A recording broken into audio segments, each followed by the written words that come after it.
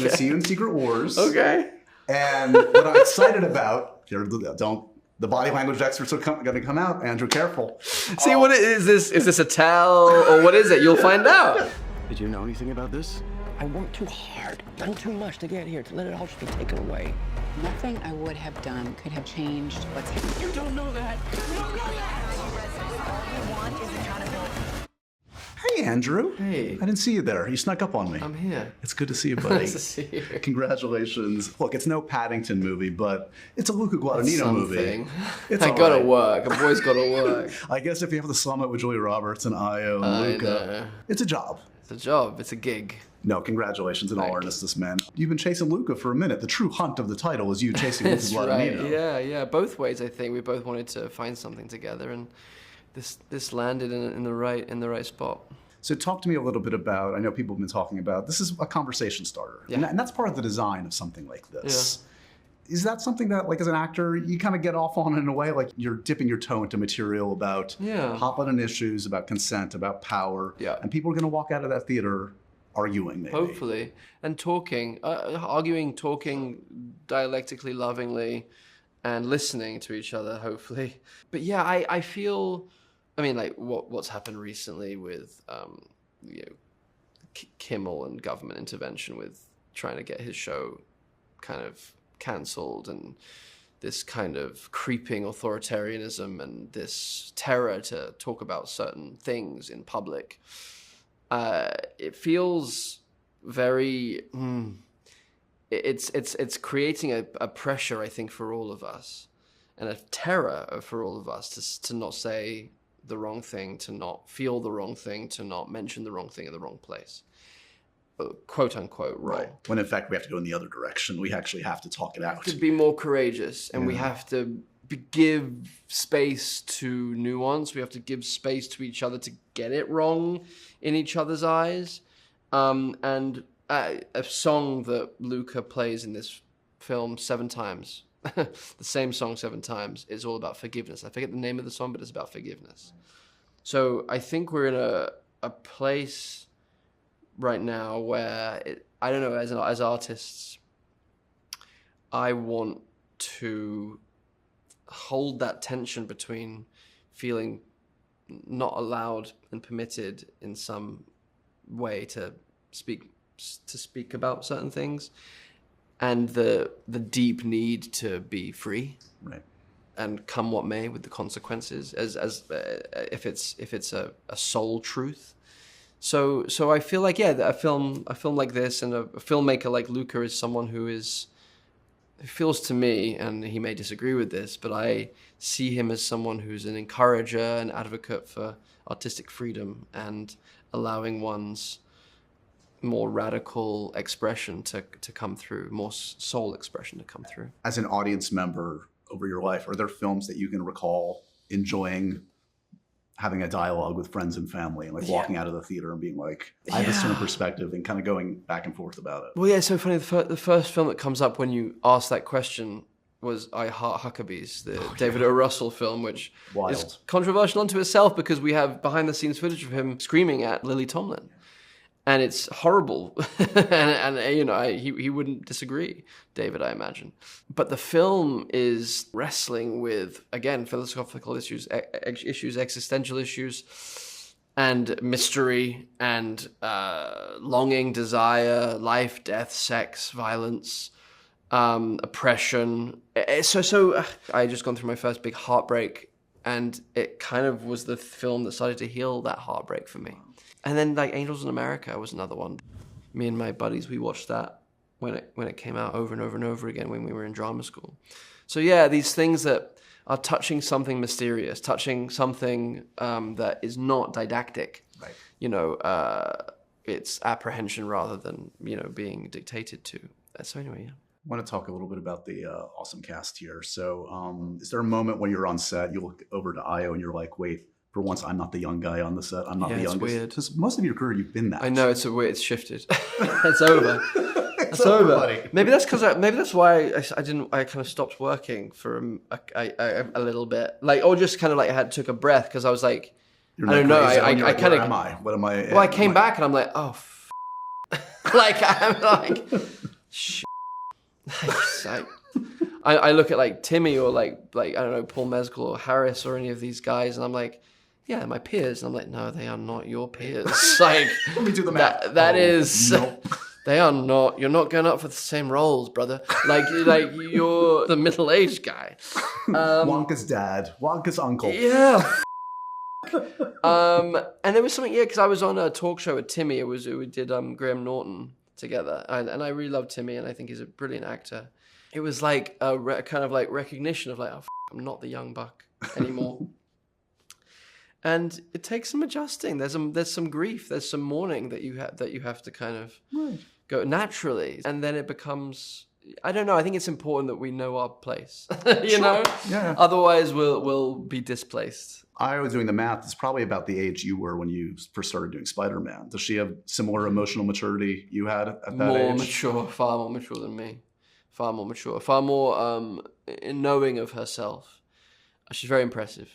I was incredibly impressive, and not just what you see publicly, like privately. She's a very, very considered, thoughtful, smart, sensitive, obviously hilarious human being, and a great collaborator, and humble and vulnerable. And I don't know, I'm very, very impressed by her, and I love her. So yeah. It must blow your mind. Look, you've worked with some amazing actors all throughout your career, even like going back early on. Tom Cruise, I'm sure, is a moment. But like Julia's one of those. Yeah, oh yeah, she is. I mean, we grew up with Julia Roberts. So it's like, I can only imagine it's a little bit mind-blowing, not only to work with her, also to have like sexually charged stuff with Julia Roberts, something that you literally like grew up watching. Right, yeah. Do you get over that? I mean, you have to get over that on set, but like that has to also be in your mind a little bit. There has to be a moment to get past it.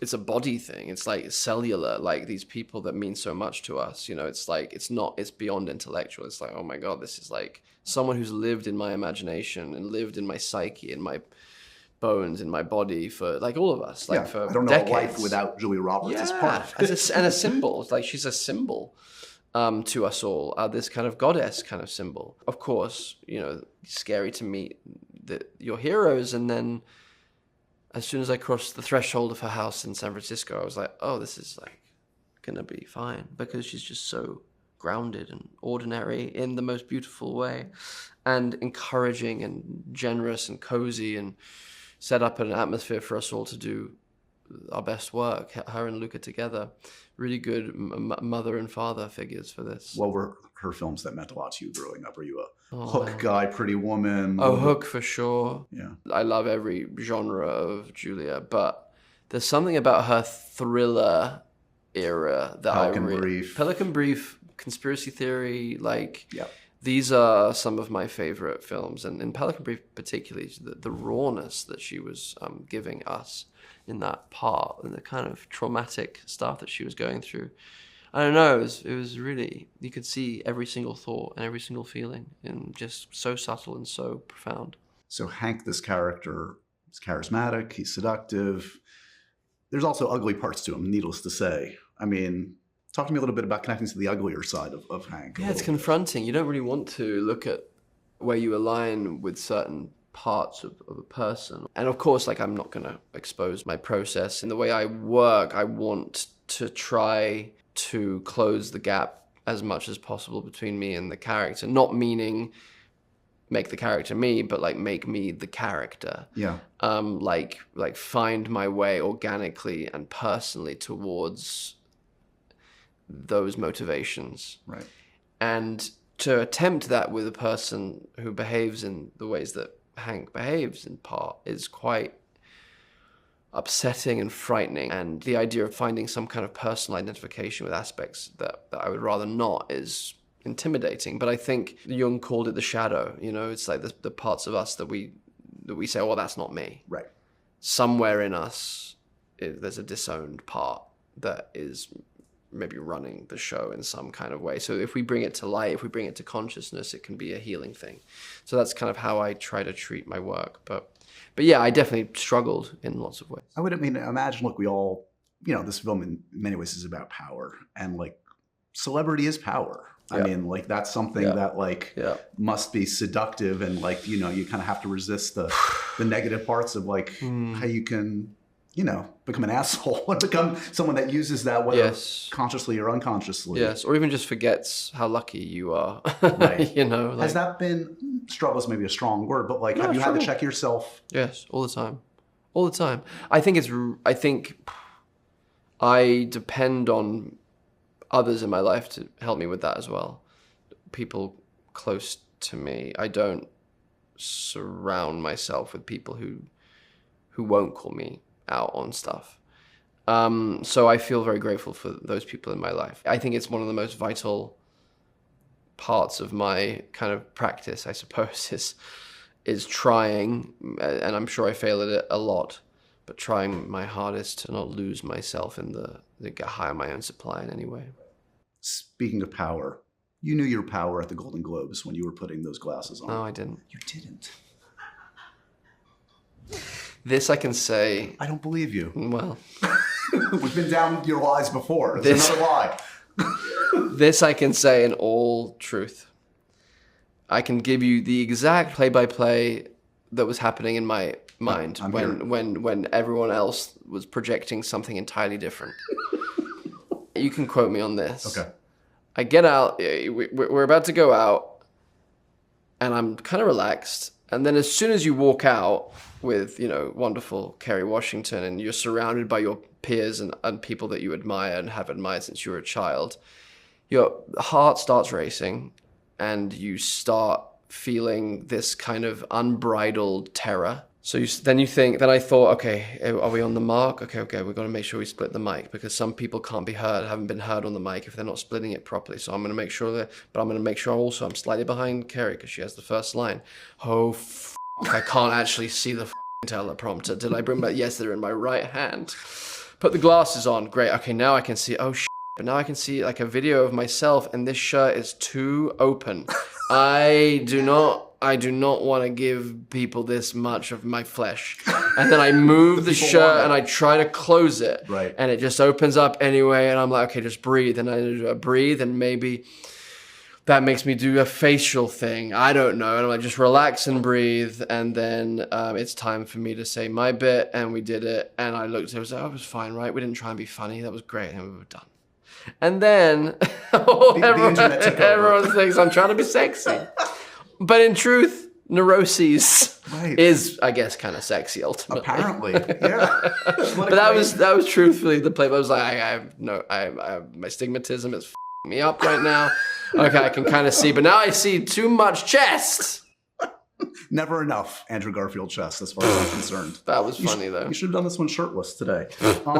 You referenced some young actors. Who is on your radar? Like, who's impressing you? Like, the way they're acting, the way they're carrying their career. Yeah. I mean, I know you almost did the Frankenstein role that Jacob's. Yeah, I'm very, very excited to see it. He's amazing. I spoke to Jacob a little bit about it, and he's very cool to catch up with him about it. I just worked Cooper Hoffman. We have to have that conversation at some point. I love him. I love him. Knowing what his dad meant to you, that must be. Yeah. And I just bore him with it. He's just like, oh, more shit about my dad. No. I love Cooper like a little brother, and I just admire. He's just really talented. Yeah. He's gonna be all right. Like he's just like. He's got a lot of good people around him, and he's got a really good head on his shoulders. He's such a sensitive, beautiful kid, and an impressive actor, and just so charismatic. And I love him. I adore him. I'm very excited to see The Long Walk with him and David Johnson. Yes, I think he's really, really special, Yeah. and there's a humility there that I think is really powerful. That's really cool. And Harris, I'm really excited to see his directorial debut. Urchin, he's someone I admire a lot. Yeah, I feel very reassured by all of these young guys coming into their own kind of authority. It's really, really exciting. How active is the Spider-Man text group? Does it exist? Is the WhatsApp group still in existence? It's in existence. It's been pretty dusty and quiet for a moment. Yeah. Does it have a name? I don't know. Have you ever said what the name of the group is? Spidey Boys. I don't know. Something lame. But I don't know. I think Tom is shooting right now in Glasgow, I think. Right. Toby was in London recently. But yeah, I think everyone's doing good.